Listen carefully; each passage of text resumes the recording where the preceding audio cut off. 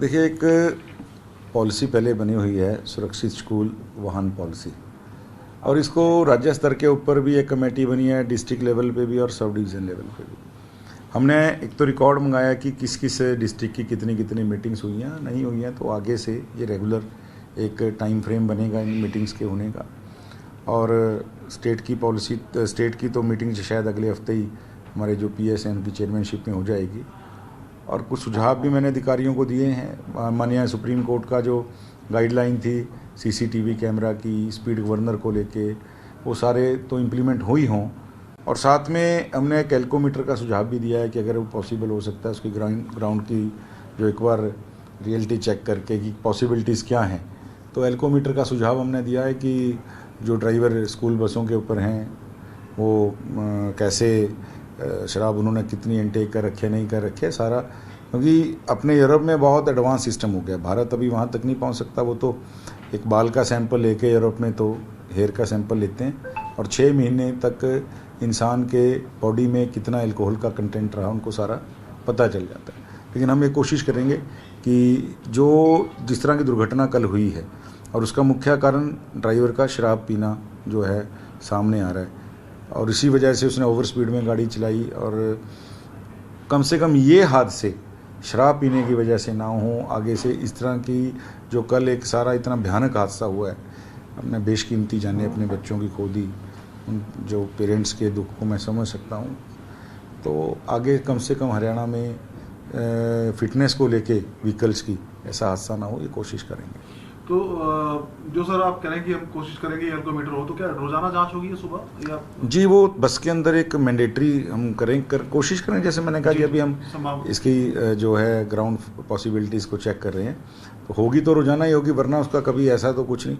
हाँ, surprise visit कोई भी करे अधिकारी, वो बात अलग है, सरप्राइज़ चेकिंग भी होगी, लेकिन एक लॉग बुक बने उसकी हमारी कोशिश है कि जो रोज़ की एल्कोमीटर के आधार के ऊपर कि इसने इनटेक कर रखी है नहीं कर रखी है। हम अक्सर देखते हैं सर, जब कोई हादसा होता है तो उसके बाद कुछ जांच भी होती है, लेकिन फिर वो सब कोई उसको भूल जाता है। तो ये रेगुलरली अक्सर ये देखा गया कि ये स्कूल बसें नियमों का पालन नहीं करती हैं, स्पीड गवर्नर की बात हो या सुरक्षा के दूसरे मानकों होते नहीं। तो सर इसको कैसे इंश्योर किया? आज मीटिंग ली आपने? मैं इंश्योर करूँगा कि कम से कम आगे से जो भी पॉलिसी बने, जो भी टाइम फ्रेम के अंदर इनकी चेकिंग की बात हो, व्हीकल्स की या किसी भी तरह का कोई भी एक जो स्केड्यूल बनेगा, मैं बिल्कुल कोशिश करूंगा, हमारे विभाग के अधिकारी बहुत मुस्तैद हैं इस मामले में, कि ये बिल्कुल ग्राउंड उसके ऊपर जाकर देखें और हमेशा उसकी पॉलिसी की जो है फॉलोअप लेने के लिए भी टीम बनाएंगे और ये पॉलिसी जो है लागू हो।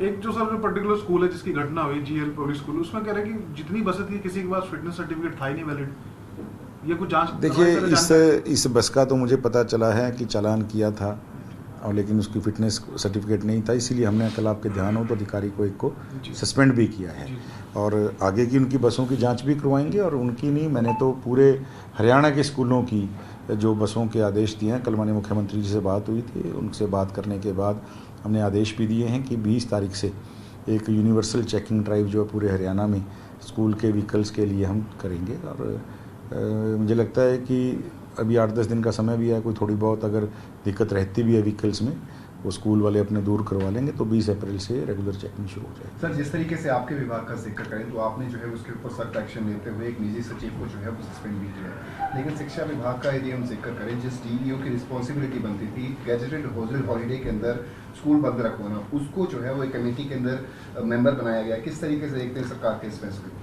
देखिए, मैं इतना मानता हूँ, कल माननीय मंत्री सीमा त्रिखा जी मौके पर पहुँची हैं और वो स्वयं अध्यापिका भी रही हैं और एक बीइंग लेडी, और मुझे लगता है कि भाई वो दुख भी समझती हैं ग्राउंड रियलिटी पे चीज़ का, और बहुत सक्रिय मंत्री के नाते, जितना कि मैं उनके कार्यकाल को CPS के नाते, विधायक के नाते देखा है, ऐसा नहीं है कि DO की रिस्पॉन्सिबिलिटी बनती है और उसको छोड़ दिया गया। इसके सारे पहलुओं की जांच करने के लिए कमेटीज़ बनी है। मैंने जिस तरह अपने विभाग की एक कमेटी बनाई है, स्कूल शिक्षा विभाग ने भी एक कमेटी बनाई है, और निश्चित रूप से जो भी इसमें दोषी पाया जाएगा वो कोई बचेगा नहीं। स्कूल का ओनर हो, कोई अधिकारी हो, ड्राइवर हो, किसी तरह की जिसकी संलिप्तता पाई जाएगी, वो सब के सब दोषी जो हैं वो छूटेंगे नहीं। लेकिन सर जो स्कूल शिक्षा विभाग की तरफ से कमेटी बनाई गई है, उस कमेटी के अंदर ही डीईओ को इंक्लूड किया गया है, जिसकी जांच की जानी चाहिए, उसी अधिकारी को जांच कमेटी के अंदर जो है वो बिठाया गया। देखिए, अगर ऐसा कुछ हुआ है, देखिए वो उच्च अधिकारी या उस विभाग के मिनिस्टर ही बता सकते हैं। और मेरे को तो जैसे मेरे संज्ञान में आया असिस्टेंट जो है सेक्रेटरी आरटीए, और जैसे उन्होंने फिटनेस सर्टिफिकेट नहीं था, प्रॉपर जो है जांच नहीं हुई, हमने तो तुरंत प्रभाव से उसको सस्पेंड किया है। और मेरे को लगता है कि आप ये सवाल अगर माने शिक्षा मंत्री जी से पूछेंगे या अधिकारियों से थोड़ा बेटर जवाब दे पाएंगे, क्योंकि जैसे मैंने कहा कि सरकार का एक तय हुआ है कि किसी भी दोषी को छोड़ा नहीं जाएगा।